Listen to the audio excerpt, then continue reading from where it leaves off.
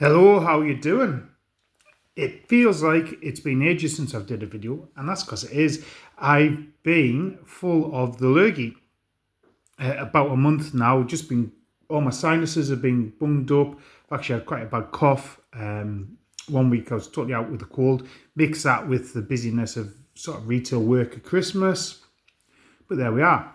The other upshot of that is I haven't had too much motivation to do some painting. And generally, I'm doing videos about what I'm painting, what I'm playing at the moment. But you might have seen before Christmas, I did a video. Hail Caesar, Wars of the Roses supplement. And I'm also playing a lot of Nevermind the Billhooks. So this is a video talking about my army as is, how I'm expanding it, and how I can do it for both systems. I really like Nevermind the Billhooks. It gives a nice amount of units on the table, 6 or 8, and gets quite a nice conclusion done by the end of the evening.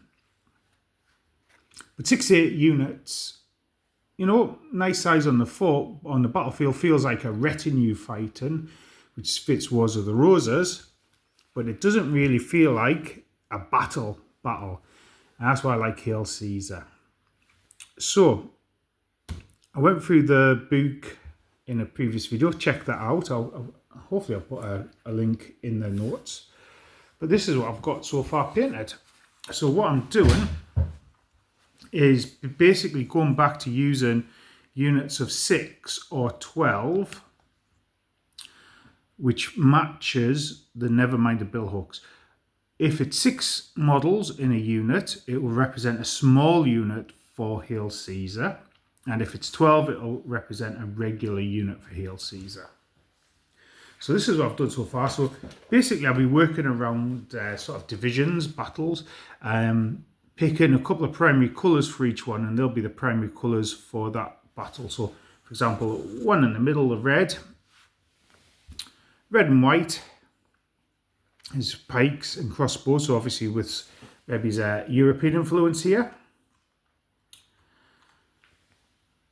And then I've gone for red and green and a blue and white. Now this is working on the basis of the infantry. Excuse me.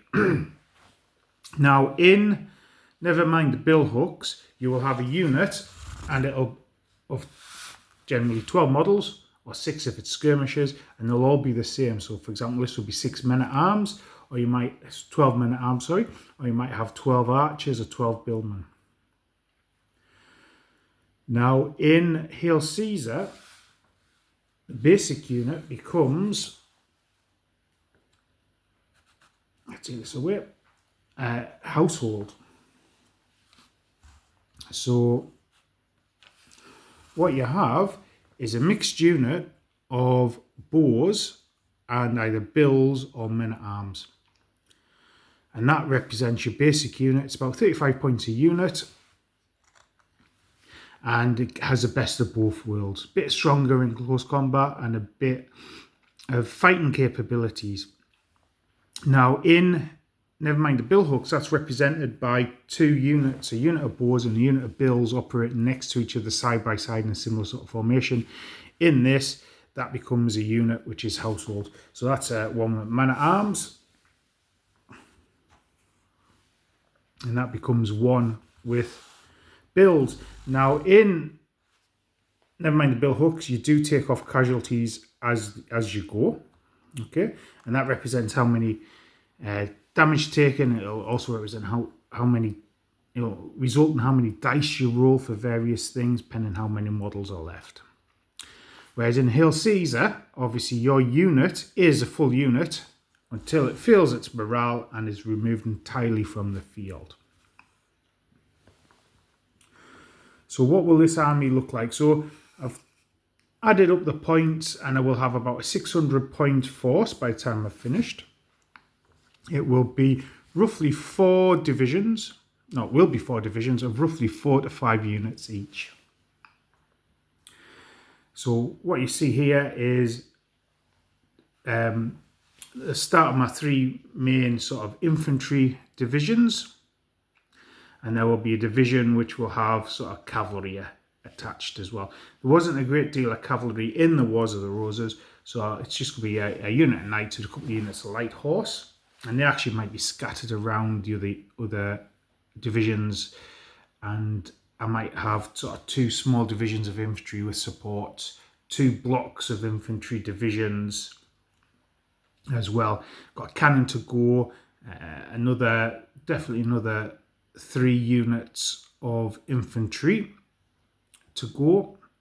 They're currently on the sprues. I've easily got another unit of 12 men-at-arms on foot. They're all assembled, ready to spray. And so yeah, so it should be quite a nice looking force when it's finished. Perry miniatures are really easy to paint up, a joy to do. So just to show you sort of my basic methodology, I'll probably do a more detailed video on painting. So I'm going in, just blocking in all the colours. So as you see here, this retinue, 1/2 is red, 1/2 will be green. I've used like a mustard colour for, like, I suppose leather jerkins, and like another colour for, extra colour for sort of leggings and stuff. Paint all the wood. And then I'm going to throw Agrax Earthshade over the whole model and then pick out a few highlights. So you can see there, you can still see the shade in the red, etc. Really simple, really easy to paint. And actually, when you're doing sort of men-at-arms, I mean, this unit went together in no time. Wee bit of basing left to do, like a layer of light, and actually the lighter bases will help lift the overall colour and put a wee bit of grass down. The other thing I like about Hail Caesar, never mind the bill hooks, is ammunition levels. So you have a certain amount of arrows for your arrow storms that you can fire. Hail Caesar, limited to 3. I think it might be 3 or 6 or 4 for never mind the bill hooks. So I've been making wee arrow counters, leave a dice on, turn on the dice, show how many arrows we got left. Hail Caesar, if you're within a certain range, smaller range, and you've got missile troops, you can support in combat. So even though your bowmen will have fired off all the bows or all the arrows, they'll still be able to have a sort of a ranged effect. I'll also be doing some commanders on foot, so individual round bases. So there'll be a sort of a foot lord and their banner bearer. Here's another one I've been working on. I might do an overall commander on a wide, bigger base with sort of a command figure in the middle as well, just so everything is easily identifiable from the 4 foot up when you're looking at a battlefield. But there you are. I am starting to motor through this project. Really enjoying getting back on the horse. This has been the project. Mainly all of this stuff I've been painting since Christmas. And yeah, if you get any thoughts on 28mm Wars of the Roses, drop us a message. I think I'll get a couple more games in of never mind the bill hooks, and then see who's got some forces big enough to play some bigger Hail Caesar battles. But I hope you're having a great time with the hobby at the moment. I look forward to chatting to you in another video.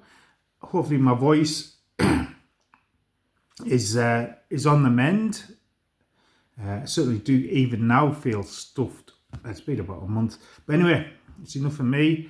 I look forward to seeing you again, and I'll catch you later. Goodbye.